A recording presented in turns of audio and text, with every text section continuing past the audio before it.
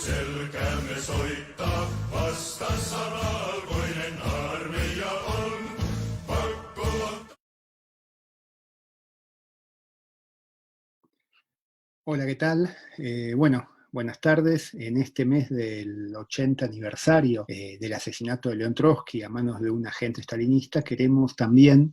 hablar en esta charla sobre su exilio en México y sobre sus principales elaboraciones. El 7 de diciembre de 1936, el presidente de México, Lázaro Cárdenas, respondió positivamente a las gestiones que habían realizado Diego Rivera y Octavio Fernández y le otorgó el asilo a Trotsky. Muy posiblemente, habrá recibido no solo con alegría la noticia, sino también con cierta sorpresa. Perseguido como estaba por la GPU, por la policía política stalinista, cuando el mundo era un planeta sin visado, para él, el lejano México le abría las puertas. Trotsky y su compañera Natalia Sedova, llegaron desde Noruega, después de una travesía de alrededor de 3 semanas, al puerto de Tampico, el 9 de enero de 1937, y su llegada despertó una campaña de oposición a su derecho de asilo que en los hechos unificó desde formaciones políticas de derecha hasta el Partido Comunista Mexicano y la dirigencia de la Confederación de Trabajadores de México, de la CTM, encabezada por Vicente Lombardo Toledano, quienes orquestaron una campaña de calumnias terrible contra el exiliado ruso, preparando así el terreno para los posteriores atentados y para su asesinato. Y esto tiene que ver con que Trotsky fue, como sabemos, el principal dirigente de la Revolución Rusa de 1917 junto a Lenin, y encabezó la oposición al estalinismo después de la muerte de Lenin, dentro y fuera de la Unión Soviética. Por eso, porque encarnaba la perspectiva de la revolución socialista, era una amenaza para imperialistas y para estalinistas. La de Trotsky fue la vida de un revolucionario íntegro, que como tal luchó por la perspectiva del comunismo, por un futuro comunista para la humanidad, y por una estrategia para que el movimiento obrero lograse derrotar al capitalismo, al poder de la burguesía. Y eso provocó que enfrentara ataques y persecuciones, no solo sobre él y sus partidarios, como los miles de oposicionistas que enfrentaron el destierro, la deportación, y los pelotones de fusilamiento en los campos de concentración, en la helada Siberia, en la Unión Soviética, sino también su familia. Sus 4 hijos, por ejemplo, murieron en esos años trágicamente, y en particular su hijo León Sedov, que además era su compañero de militancia política, fue asesinado por el estalinismo en Francia cuando Trotsky estaba en México. Y cuando Trotsky llegó a este país, organizó una febril actividad que en los primeros meses se orientó particularmente a responder a los procesos de Moscú, orquestados por Stalin, de los cuales Trotsky era el principal acusado en ausencia, y lo hizo mediante una labor minuciosa, desenmascarando todas y cada una de las calumnias stalinistas, en un contraproceso que fue presidido por el conocido pedagogo y filósofo estadounidense John Dewey, que por cierto no era ni marxista ni trotskista, pero que el resultado del mismo fue que se demostró la falsedad de todas las acusaciones de Stalin en contra de Trotsky. Además, en ese momento, la política internacional estaba signada por la inminencia de la nueva guerra mundial, y Trotsky se va a ocupar también de eso. Y es que las tareas que en esa situación se desprendían para el movimiento por la Cuarta Internacional que él encabezaba eran enormes, porque para Trotsky era urgente, ante el desbarranque de la Tercera Internacional estalinizada, que estaba jugando un rol profundamente contrarrevolucionario ante los principales procesos de la lucha de clases en el mundo, era urgente, decía, fundar la Cuarta Internacional y dotarla de un programa revolucionario, sentando así las bases de una alternativa de dirección para la clase obrera. Y es que las expectativas, el pronóstico que tenía Trotsky era que, de forma similar a lo que había ocurrido al final de la Primera Guerra Mundial, la Segunda Guerra, lo que se conoció luego como la Segunda Guerra Mundial, podía ser partera de nuevas revoluciones, pronóstico que finalmente se mostró acertado, por ejemplo, si consideramos los procesos revolucionarios que a la salida de la guerra se dieron en países como Grecia, como Italia, por mencionar algunos de los mismos, digamos, ¿no? Y por eso era fundamental que los revolucionarios tuvieran una organización y un programa a la altura de las circunstancias. Y Trotsky, en ese sentido, en México va a elaborar, para la conferencia de fundación de la Cuarta Internacional, que se va a realizar en septiembre de 1938 en París, Trotsky en este país va a elaborar, en México, va a elaborar el documento que se conoce como el Programa de Transición, que fue adoptado como documento programático por la Cuarta Internacional.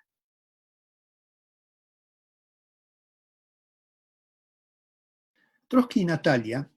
arribaron a un país convulsionado por 25 años de revoluciones y de contrarrevoluciones, intentonas de golpe de Estado, levantamientos religiosos, insurrecciones campesinas, huelgas heroicas del movimiento obrero. Hay que recordar que el fin de la Revolución Mexicana estuvo marcado por el triunfo de Álvaro Obregón y de Venustiano Carranza sobre los ejércitos campesinos radicales de Villa y de Zapata. Y en los años siguientes, en un contexto muy convulsivo, los triunfadores van a intentar estabilizar el régimen político para garantizar el desarrollo capitalista del país. Para eso, en particular, se va a fundar en el año de 1929 el Partido Nacional Revolucionario, que va a ser el antecesor lejano del actual PRI. Y en esa búsqueda de estabilización política se va a inscribir el accionar de la Central Regional Obrera de México, de la CROM, que va a actuar conteniendo la radicalización del joven movimiento obrero, subordinándolo a los gobiernos de Álvaro Obregón y de Plutarco Elías Calles, y declarándole en particular la guerra a las tendencias anarcosindicalistas y comunistas que en los años de 1920 van a emerger como una expresión de la radicalización obrera. Luis Morones, en particular, va a ser el líder de la burocracia sindical de la CROM, que estaba orgánicamente ligada al Estado, a tal punto que el propio Morones va a ser secretario de Trabajo. La crisis internacional de 1929 va a tener efectos muy duros sobre México. Y en los años posteriores se va a desarrollar un despertar muy importante de las huelgas obreras, de los jornaleros agrícolas, los levantamientos armados de los campesinos y las tomas de tierra, en particular desde 1932. Todo esto va a impulsar la conveniencia para el Estado de que la sucesión presidencial favoreciera, en el año de 1934, a alguien como el general Lázaro Cárdenas, que representaba el ala izquierda o progresista del PNR para enfrentar justamente esta situación de ascenso de la lucha de clases que se estaba viviendo. Y en este sentido fue fundamental, una vez que Cárdenas llega, es candidateado y llega al gobierno, fue fundamental que él, además de enarbolar un discurso de tipo socializante, como se lo llamó, se abocase a organizar desde el Estado al movimiento obrero y campesino, para convertirlo en base de apoyo de su política. Y para eso, el gobierno de Cárdenas intervino, por ejemplo, en las disputas obrero-patronales, impulsó reformas sociales, entre las que destacó una reforma agraria que, aunque fue muy limitada y muy controlada, como después vamos a explicar un poco más, le valió el apoyo de millones de campesinos. Para el año de 1936, la CROM había perdido capacidad de control y va a surgir en contraposición la que ya mencionamos, la CTM, la Confederación de Trabajadores de México, que va a aglutinar a la mayoría de las organizaciones obreras del país.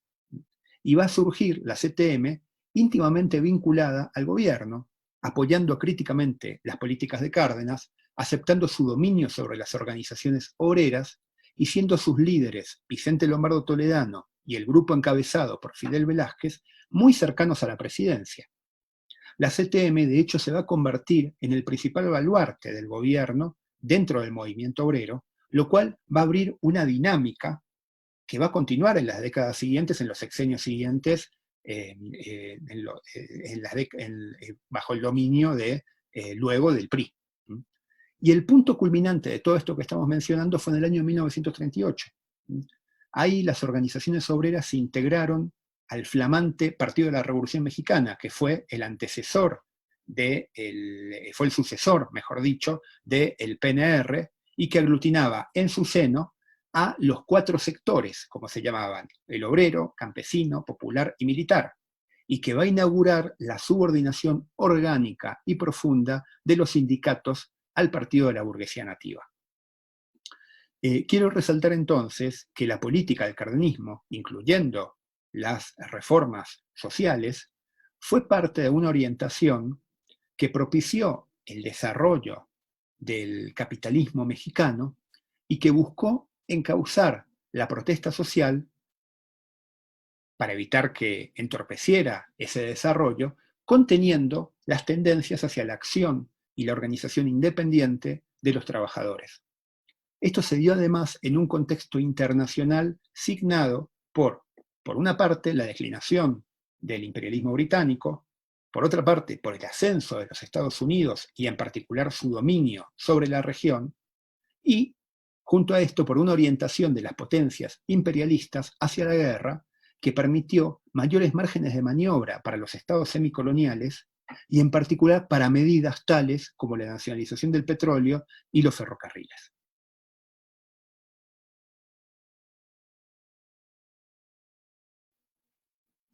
Al llegar a México, Trotsky se encontró con la peculiar situación del estalinismo nativo, que tenía 2 expresiones que en líneas generales coincidían en la estrategia política, hasta el punto que Trotsky habló que el estalinismo era un fenómeno político de 2 cabezas. Por una parte, el Partido Comunista Mexicano, que surgió en el año de 1919, a partir del influjo de la Revolución Rusa, en el marco de un movimiento obrero nacional dominado por la confrontación entre el anarcosindicalismo y el reformismo liderado por Morones, como ya expliqué previamente, y donde sus primeros años estuvieron marcados por la dificultad para responder a los complejos fenómenos de la vida política nacional y para explicar de forma integral y desde un ángulo marxista el proceso revolucionario de 1910, iniciado en 1910, y el carácter de los gobiernos que surgieron posteriormente, y en particular qué actitud tener frente a los mismos. Aunque en sus primeros años el PCM logró una inserción en determinados sectores obreros y populares, jugando, por ejemplo, un rol de codirección en el importante movimiento de inquilinos que se dio en 1922, no pudo influir decisivamente en el anarcosindicalismo, que, como decía el escritor José Revueltas, congregaba en ese momento a los sectores más combativos del proletariado. Y esta situación del Partido Comunista se va a profundizar desde el año de 1923-1924, ya que se va a empezar a mover acatando los lineamientos de una internacional comunista que estaba en vías de burocratización bajo el estalinismo. Y en este sentido, como ejemplo de esto, a fines de la década, el PCM va a adoptar las políticas ultraizquierdistas definida por la Tercera Internacional como lucha de clase contra clase, una política ultraizquierdista que iba a contramano de la realidad política nacional, donde las características centrales era un gran retroceso del movimiento obrero y una represión terrible por parte del gobierno de Calles. Al mismo tiempo, el PCM va a iniciar una burocratización creciente de sus estructuras partidarias, donde los representantes de la GPU y del Partido Comunista de Estados Unidos van a vigilar la aplicación de los mandatos de la Internacional Comunista y van a aplastar, bajo la acusación de liquidacionismo y trotskismo, cualquier disidencia y cualquier cuestionamiento interno. Una figura oscura, tenebrosa en ese momento, que va a actuar entre bambalinas en el Partido Comunista Mexicano, va a ser Vittorio Vidali, uno de los representantes de la GPU, que va a estar envuelto en la organización de los atentados contra Trotsky, de la campaña contra Trotsky, y también, también en esos años va a participar, ¿no? Porque se va a trasladar en determinado momento para España, en el marco de la Revolución Española, va a participar de la represión y el asesinato de militantes trotskistas, de militantes del Partido Obrero Unificación Marxista del POM y anarquistas, como parte, digamos, de la acción de los gángsters estalinistas en la Revolución Española.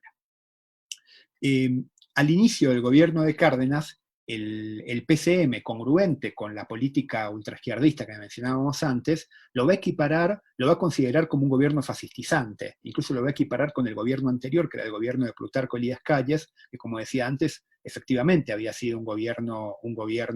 profundamente represivo, digamos, ¿no? Esta equiparación, esta caracterización de fascistizante para el gobierno de Cárdenas, le va a impedir, por supuesto, comprender, digamos, el carácter de su política y cómo mediante concesiones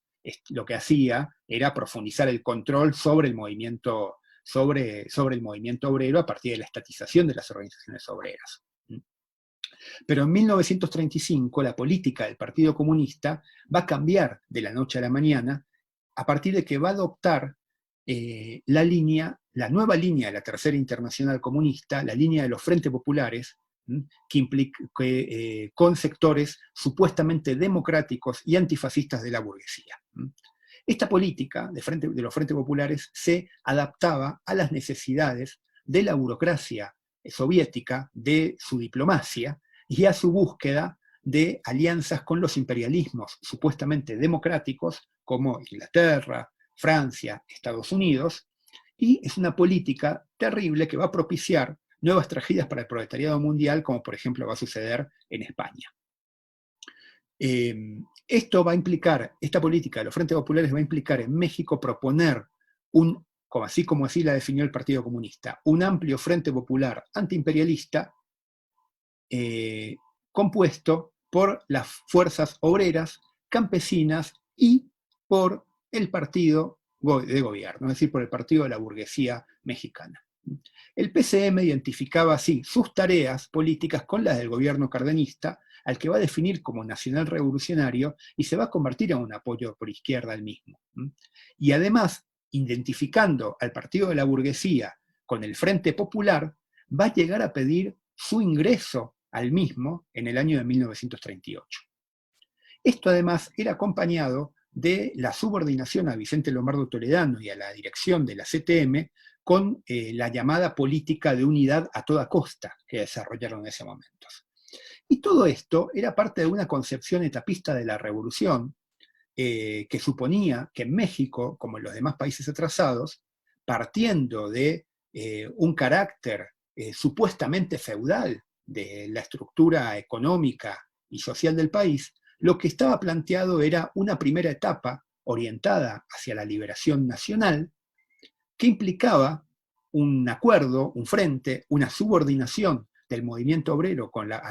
respecto a la burguesía nacional, en tanto que la perspectiva de la toma del poder por la clase obrera y la lucha por el socialismo quedaba para un futuro absolutamente indeterminado. Decíamos antes que había dos expresiones del estalinismo y la segunda era Vicente Lombardo Toledano. Él era favorito de la dirección internacional estalinista debido a que contaba con gran influencia sobre el gobierno y en el movimiento obrero. Lombardo sostenía una postura similar a la del PCM, consideraba que la burguesía debía tomar conciencia, así lo decía, conciencia de su rol histórico y afrontar sus tareas históricas para concluir la revolución iniciada en 1910, en tanto que la revolución socialista, como lo decía el mismo Partido Comunista, no estaba planteada en México. Ustedes pueden profundizar sobre esto y sobre las críticas que formulaba Trotsky en los artículos que vamos a después dejar al final de este video en los comentarios, pero bueno, acá yo quería plantear como una cuestión importante que Trotsky era muy duro, criticaba duramente la estrategia del estalinismo y su subordinación al cardenismo en México, así como también criticaba, digamos, y denunciaba más bien la campaña de calumnias que preparaba, digamos, como él muy bien decía, el terreno para los atentados y para el asesinato del cual fue cómplice el Partido Comunista Mexicano. Y se hizo parte, por supuesto, de toda la campaña, como ya mencionaba previamente. Y también Trotsky criticaba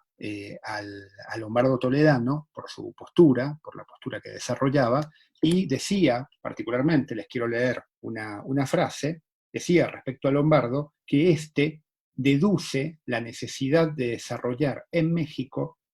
el capitalismo, poniendo a toda la CTN a la saga de la burguesía nacional.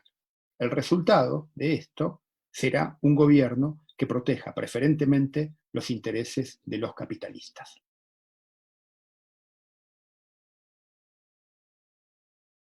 Cuando León Trotsky arribó a México, ya existía desde hace varios años el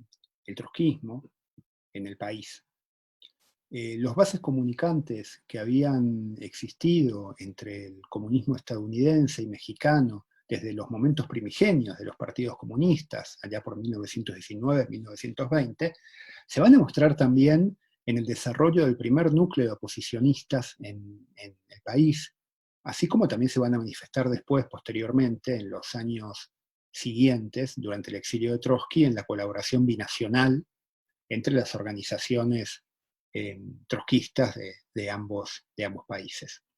En esa primera generación, en México, de trotskistas mexicanos, va a destacar en primer lugar la colaboración internacionalista que ejercieron militantes como Russell Blackwell, de origen estadounidense, Abraham Golod, de origen ucraniano, y a la par, dentro de los primeros oposicionistas mexicanos, va a aparecer el nombre de Octavio Fernández, un normalista y maestro, a quien ya mencioné previamente al inicio de la charla, quien fue además uno de los colaboradores más cercanos a Trotsky durante esos años. El desarrollo de la corriente trotskista en México en esos primeros años se hizo enfrentando la represión estatal y la cárcel en los primeros años de la década. Muchos militantes fueron detenidos y enviados al penal de las Islas Marías. Y en México, en una historia que es poco conocida, el primer núcleo oposicionista, el primer núcleo trotskista, que se llamó Liga Comunista Internacionalista, buscó vincularse a la clase trabajadora, en particular en el Sindicato de la Construcción, que llegó a tener 10.000 integrantes, y a la par, por otra parte, en el magisterio, donde impulsaron lo que se llamó la oposición sindical revolucionaria, junto a otros sectores opositores democráticos de toda la República, que suscribió un programa muy progresivo, antiburocrático, de independencia de clase, confrontando con el estalinismo en el sindicato de maestros. Esto se dio en un contexto además de enfrentamiento constante con el Partido Comunista y con el lombardismo, quienes arreglaban a los tiros, a los disparos, los conflictos políticos, e implicó, por ejemplo, la necesidad de poner en pie grupos de autodefensa en los sindicatos donde estaban los trotskistas, como la construcción. En ese sentido, a tono con lo que ocurría en otros países donde se buscaba poner en pie una corriente de oposición al estalinismo, el primer grupo trotskista mexicano se formó al calor del enfrentamiento contra los métodos gangsteriles impuestos por Stalin, combinando la propaganda política con la autodefensa armada. Y a la par, en un contexto de fuerte ascendencia de la influencia del cardenismo del movimiento obrero, y teniendo al frente a adversarios como el Partido Comunista y Lombardo Toledano, que contaban con recursos prácticamente ilimitados, resalta el hecho de que el primer grupo trotskista en México tenía una orientación y una destacable base proletaria, una destacable base entre sectores avanzados y combativos de la clase trabajadora. A la par, creo que es muy importante considerar que para apreciar en toda su dimensión el rol de Trotsky en la construcción de una tradición revolucionaria en México y en América Latina, hay que considerar en primer lugar su aportación teórica y estratégica expresada en las elaboraciones de la revista Clave, ¿no? Clave fue una publicación que impulsó Trotsky desde su llegada a México, que se publicó desde 1938 hasta su muerte, incluso un número fue publicado posterior a su asesinato, y que constituyó una enorme conquista, una importante conquista para las organizaciones, para los jóvenes grupos trotskistas en América Latina, ya que fungía como un organizador político y a la vez como un órgano teórico. Y allí en Clave se plantearon elaboraciones, aportes que son fundamentales, por supuesto para el momento en el cual se escribieron, pero más allá de eso para la comprensión de la realidad contemporánea del país y del continente, y en particular durante todo el siglo XX latinoamericano, digamos, ¿no? y los mismos creemos que extienden su valor y su vigencia hasta el presente, como trataremos de plantear a continuación.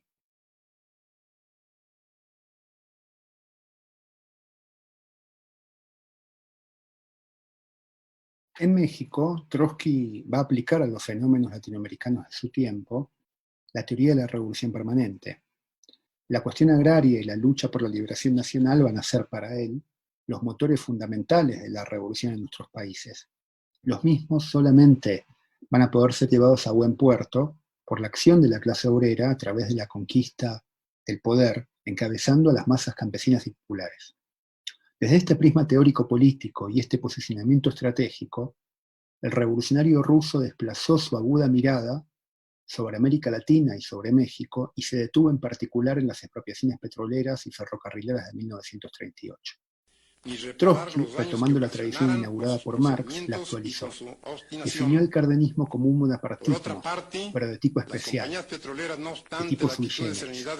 el cual va a ser característico, según planteaba, de los países coloniales y semicoloniales oprimidos por los diversos imperialismos.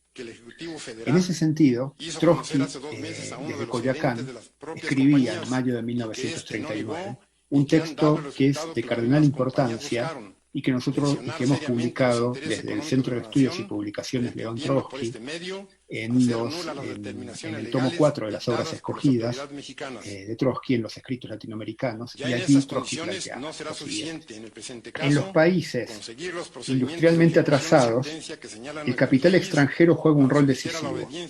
De ahí la relativa debilidad de la burguesía nacional en relación al proletariado nacional. Esto crea condiciones especiales de poder estatal. El gobierno oscila entre el capital extranjero y el nacional, entre la relativamente débil burguesía nacional y el relativamente poderoso proletariado. Esto le da al gobierno un carácter bonapartista sui generis, de índole particular. Se eleva, por así decirlo, por encima de las clases. Es importante resaltar en ese sentido que Trotsky define que el bonapartismo en los países semicoloniales o coloniales puede tomar distinto curso, dependiendo de su ubicación respecto al imperialismo. Puede desarrollarse como un bonapartismo sui generis de derecha, lo que él define como una dictadura policial que es instrumento directo del capital extranjero, o de izquierda, apoyándose en el proletariado para establecer distancia y un mayor margen de maniobra frente al imperialismo. Quiero resaltar entonces que en estas elaboraciones incorpora como un elemento definitorio para entender los bonapartismos en los países semicoloniales, lo cual va más allá del ejemplo específico del cardenismo, la relación con el imperialismo. Cuestión que naturalmente no estaba planteada en los tiempos de Marx. No olvidemos que, como mencionaba antes, en los años 30 hubo importantes cambios en el juego de las potencias imperialistas en América Latina, que le permitió a Cárdenas, retomando la cita de Trotsky, disponer de cierta libertad en relación a los capitalistas extranjeros, basándose para eso en el apoyo de las organizaciones obreras y campesinas. Y este es el contexto en que debe explicarse entonces las expropiaciones de los ferrocarriles y de las compañías petroleras. Trotsky, como es sabido, planteó que las expropiaciones debían ser defendidas por tratarse de medidas de defensa nacional altamente progresistas. Y esto fue acompañado de un enérgico llamado a las organizaciones del proletariado de los países imperialistas y en particular de Inglaterra y de Estados Unidos, de donde eran originarias las compañías petroleras, para que adoptasen una posición claramente internacionalista y antiimperialista. Ahora bien, esta postura no implicaba ninguna confusión respecto al carácter social del gobierno cardenista y de las medidas en curso. Trotsky sostenía incluso que éstas se encuadraban enteramente en los marcos del capitalismo de Estado. Es conocida además su afirmación, claramente dirigida a quienes se subordinaban al cardenismo, como el Partido Comunista, cuando decía textualmente que sería un error desastroso, un completo engaño, afirmar que el camino al socialismo no pasa por la revolución proletaria, sino por la nacionalización que haga el Estado burgués en algunas ramas de la industria. Trotsky, en ese sentido, desplegaba una actualización de la teoría política marxista, dando cuenta de los nuevos fenómenos políticos y sociales. Lo hizo partiendo de los puntos fundamentales de la teoría de la revolución permanente, para los países de desarrollo capitalista rezagado, innovando la misma para afrontar la realidad contemporánea del país y del continente. Él, a la vez que reconocía la importancia de las medidas tomadas por el gobierno cardenista en 1938, afirmaba que éste era incapaz de llevar hasta el final la lucha antiimperialista y la resolución de la cuestión agraria, menos aún de tomar las medidas anticapitalistas requeridas para romper efectivamente con los distintos imperialismos. Esto se vio durante el sexenio de Cárdenas. El reparto agrario que éste realizó, que fue por supuesto el más amplio llevado adelante por la burguesía nativa mexicana, repartió alrededor de 18 millones de hectáreas a 1 millón de familias, de las cuales menos de 7 millones de hectáreas eran laborables, según decía Octavio Fernández en un texto escrito junto a León Trotsky. Para 1938, el 81% de la población rural censada no poseía tierras, y en contraste, mientras tanto, 297 grandes propietarios latifundistas poseían haciendas que englobaban alrededor de 70 millones de hectáreas. Esto es una muestra de carácter limitado y absolutamente parcial que tuvo la reforma agraria bajo el cardenismo y de su incapacidad para llevar la misma hasta el final, como en el sentido de lo que planteaba León Trotsky y la teoría de la revolución permanente. Y a partir de esto, Trotsky escribía otra cuestión que también les quiero leer. Escribía que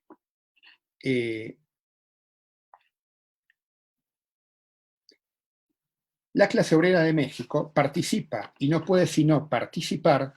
en el movimiento, en la lucha por la independencia del país, por la democratización de las relaciones agrarias, etc. De esta manera, el proletariado puede llegar al poder antes que la independencia de México esté asegurada y que las relaciones agrarias estén organizadas. Entonces, decía Trotsky, el gobierno obrero podría volverse un instrumento de resolución de estas cuestiones. Sin duda, para esto era imprescindible la alianza de la clase obrera con los campesinos pobres. El dirigente marxista era, por supuesto, consciente de la importancia del campesinado mexicano, protagonista de la gran revolución de 1910. Y eso fortalecía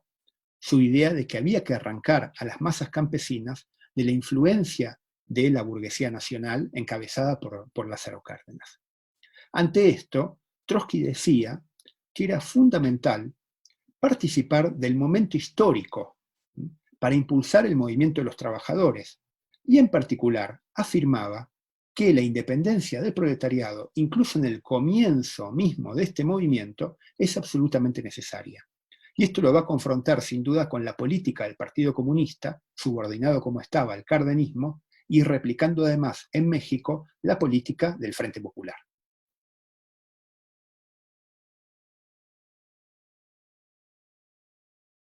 Trotsky va a escribir también sobre la situación de los sindicatos en México y América Latina. La lucha por la independencia política del movimiento obrero estaba vinculado a criticar la tutela que el cardenismo ejercía sobre las organizaciones obreras y su incorporación al oficialista Partido de la Revolución Mexicana que ya mencioné antes. Trotsky marcaba a fuego que los sindicatos, se convirtieron en instituciones semiestatales que asumieron un carácter semitotalitario y que la tarea fundamental en el movimiento obrero era luchar por la independencia plena de sus organizaciones y, por supuesto, por recuperar a los mismos de las manos de la burocracia vinculada y subordinada al gobierno.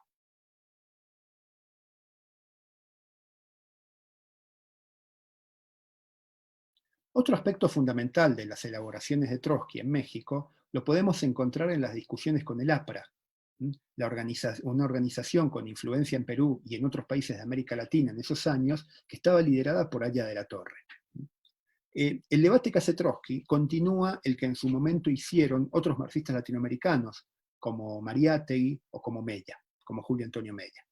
Los postulados de Aya de la Torre consideraban a Estados Unidos como un buen vecino y afirmaba incluso que en caso de agresión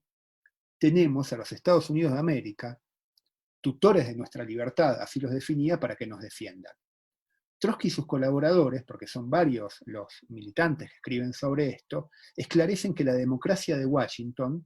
no dudaría en desplegar lo que llaman una política profundamente agresiva, una política imperialista profundamente agresiva, dirigida contra los países de América Latina, y enfrentando así la actitud claudicante del APRA, así como la orientación seguida por los partidos comunistas, quienes se orientaban en ese momento a apoyar a las burguesías latinoamericanas subordinadas al imperialismo democrático, bajo la idea de que así se combatiría el fascismo. Todo lo cual expresaba una visión etapista de la revolución como la que planteábamos antes. Es muy importante mencionar que a la vez Trotsky discutía contra la subestimación de la importancia de la alianza entre las masas latinoamericanas con el proletariado al norte del Río Bravo, con el proletariado estadounidense, algo que hoy es sin duda sumamente importante y tiene gran actualidad al calor de los acontecimientos que estamos viendo y que se han dado en los últimos meses al interior mismo de Estados Unidos, de la principal potencia imperialista del planeta. Y Trotsky se preguntaba, ¿cómo llegar a la unidad latinoamericana sin independizarse íntegra y efectivamente de la tutela imperialista estadounidense? Eso era imposible, decía, sin enfrentar la subordinación a los Estados Unidos y a sus agentes internos, es decir, la burguesía latinoamericana. De esa forma, la lucha antiimperialista y por la independencia efectiva se iba a articular para lograr una verdadera unidad de los pueblos latinoamericanos con una estrategia claramente socialista. Nuevamente, esto es algo que mantiene sin duda mucha vigencia cuando vemos que la deuda externa, la expoliación y el saqueo se abaten sobre nuestro continente y que los mismos, una política impulsada desde el seno mismo del imperialismo estadounidense, es sostenida y es garantizada por las burguesías reaccionarias de nuestro continente.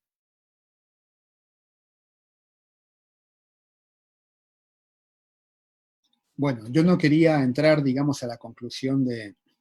al cierre, a la conclusión de esta charla, sin mencionarles de que los invitamos, por supuesto, a profundizar en la lectura de las elaboraciones de Trotsky sobre América Latina y sobre México, sus debates en torno al cardenismo, sus discusiones con el estalinismo y con Lombardo Toledano, y a leer algunos de los textos que vamos a dejar en los comentarios de este video, ya que por supuesto la charla tiene un carácter introductorio, ¿no? Por la vastedad de las discusiones y del tema, lo que podemos hacer es fundamentalmente es introducir a la discusión planteada. Pero ahora, para ir concluyendo, yo quería plantear varias cosas. En primer lugar, de que el valor de las elaboraciones de Trotsky trasciende el momento histórico en que las escribió y va mucho más allá del caso específico del cardenismo. Se trata de un aporte vital para comprender, en particular, sus discusiones en torno al régimen cardenista y el bonapartismo sui generis. Se trata de un aporte vital, como decía, para entender un conjunto de fenómenos que conoció América Latina desde entonces, como es el caso, por ejemplo, de los gobiernos de Perón, de Velasco Alvarado y de otros, y que también se expresó en otros países semicoloniales y dependientes del imperialismo en otras partes del mundo, y de los que el cardenismo fue, con todas sus especificidades, una muestra. En ese sentido, la comprensión de los bonapartismos que emerjan en los países coloniales y semicoloniales, sean de derecha o de izquierda, es una herramienta imprescindible para sostener una política que combine un antiimperialismo sin cuartel, sin concesiones, con la defensa de la independencia política de la clase obrera ante estos regímenes. Esto como la única vía factible y a la vez correcta para disputar la dirección de la lucha por las demandas democráticas, empezando por la independencia respecto al imperialismo y la cuestión agraria, a la burguesía, para disputárselas a la burguesía, y así lograr la realización de las mismas mediante el gobierno de la clase obrera como caudillo de la nación oprimida. Las elaboraciones de Trotsky van entonces más allá del aporte histórico. Son herramientas fundamentales para una estrategia revolucionaria, por ejemplo, para nosotros, para sostener una postura correcta ante los llamados progresismos latinoamericanos, los cuales, aunque en ningún momento llegaron a sostener medidas como las expropiaciones cardenistas, y que en el caso de López Obrador mostró recientemente, lejos de eso, su subordinación extrema al imperialismo, aunque nunca llegaron a ese nivel, enarbolaron sí una retórica progresista e incluso en algunos casos de corte nacionalista popular. Del análisis de Trotsky también se desprendía, como él lo planteaba explícitamente, la necesidad de la independencia organizativa y programática de los marxistas revolucionarios ante los partidos de la burguesía nacional y ante los bonapartismos sui generis. Esto en las antípodas de la ubicación del Partido Comunista, como ya explicamos previamente, que incluso quiso ingresar al Partido de la Revolución Mexicana.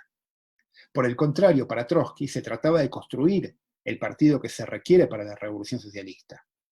Y esto es una gran lección para los revolucionarios del presente en toda América Latina y es una tarea impostergable. Lamentablemente, muchos que se consideraban seguidores del legado de Trotsky lo trataron como letra muerta, por ejemplo, quienes, ante la emergencia de fenómenos como el chavismo, que tuvo aspectos, que tuvo rasgos que se podían considerar de un bonapartismo sui generis, de izquierda, lo apoyaron y llegaron a ingresar al partido de gobierno. 8 décadas han pasado hoy del artero asesinato de Trotsky y los cambios son sin duda indudables. En México estamos ante un proletariado que es poderoso, es estructuralmente poderoso, socialmente poderoso y muy extendido. Mucho más, por supuesto, que en esos años. Concentrado además en la industria de exportación, vinculada a las cadenas de valor que nos atan con el imperialismo estadounidense, así como también extendido en los servicios, en el transporte y las telecomunicaciones. Una clase obrera que es la mayoría, la clase trabajadora y su familia son la mayoría indudable de la población. Junto a esto, hay millones de campesinos que engrosaron las filas de los asalariados, a la par que se mantienen las demandas históricas de los pueblos indígenas y de las masas rurales. En las ciudades, la precarización y la miseria creó nuevos sectores oprimidos que son potenciales aliados de la clase obrera, como también lo es el movimiento de mujeres y la juventud precarizada. La burguesía y sus partidos son cada vez más reaccionarios, y todo el régimen político comparte la subordinación al imperialismo y a las transnacionales, quienes se benefician de un nuevo tratado de comercio, el TEMEC, aún más leonino y más expoliador que el anterior TLC. Y esto confirma con mayor fuerza la actualidad de las ideas de Trotsky. En particular, si lo que queremos es enfrentar la opresión imperialista y resolver las aspiraciones de las masas obreras y populares, a partir de impulsar la movilización revolucionaria orientada hacia la conquista del poder por la clase trabajadora. Sus palabras en ese sentido nos llegan a través del tiempo, desde México, desde Coyoacán, cuando decía que la tarea impostergable era completar la obra de Emiliano Zapata mediante la Segunda Revolución Mexicana, que no podía ser más que obrera y socialista. Bueno, hemos llegado al fin, espero que les haya agradado, que les haya generado reflexión, discusión y que apuntale la intención de profundizar en la obra y en las elaboraciones que realizó este gran revolucionario, que realizó León Trotsky en su estancia, en su exilio en México.